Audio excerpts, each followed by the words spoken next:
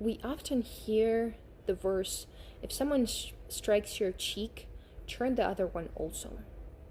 But actually, when we go to the original translation of Greek, we realize that there is a much, much deeper meaning below the words. I'm going to read you the translated version with the most important words translated from Greek into English.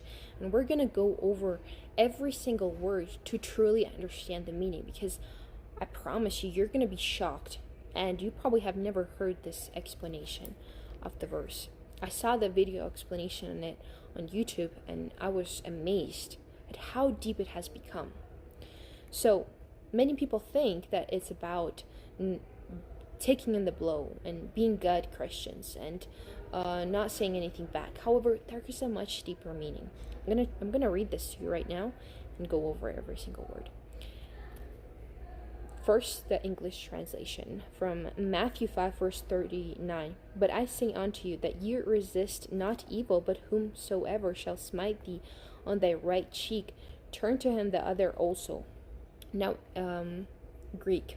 Do not anthistemi, lock in military position against the poneros, burdened or pain-driven state. If anyone strikes your sciagon, a jaw or will center, strepo, decisively redirect your awareness. Now, let's go every single word. Sciagon, the jawbone, often translated as cheek. The original Greek refers to the jawbone.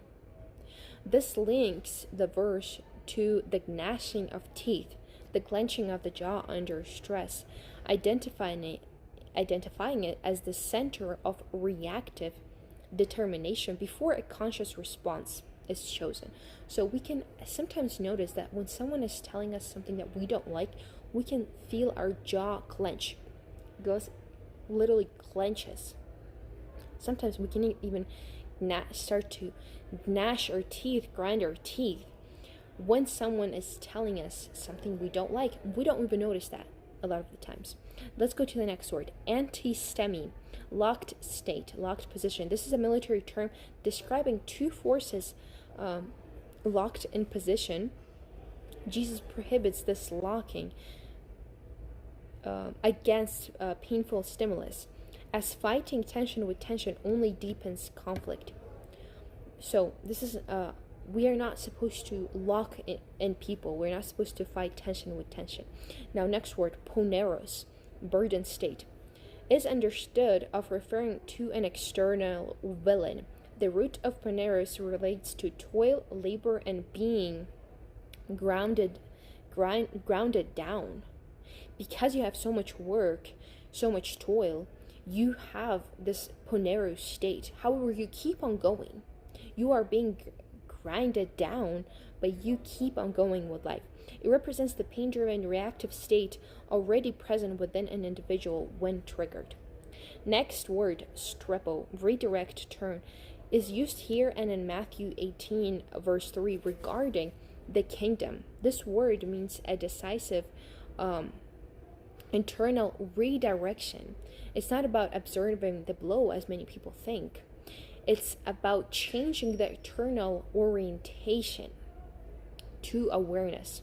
So actually, this verse maps out for us how we should react when we are triggered. It gives us 3-step practice for our internal state to be grounded and for us to be able to control it. So we have number one, we have to notice, this comes from sciagon. Recognize the jaw when the jaw begins to clench in reaction. So we have to recognize, actually, when are we being triggered? Because without this, we can't control anything else. Number two, we have to name anthistemi. We have to acknowledge the urge to lock into defensive position. And for many of us, it happens naturally. We just lock in because of trauma, because of things that have happened to us. We just start immediately to lock in into a defensive position when something bad happens to us and when we are triggered, not necessarily bad. And the number three, we have to turn strepo. strepo.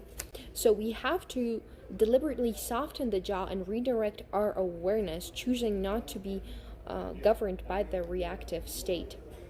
So I'm going to read this verse again. Do not anti-STEMI lock into military positions against the poneros, the burdened or the pain-driven state.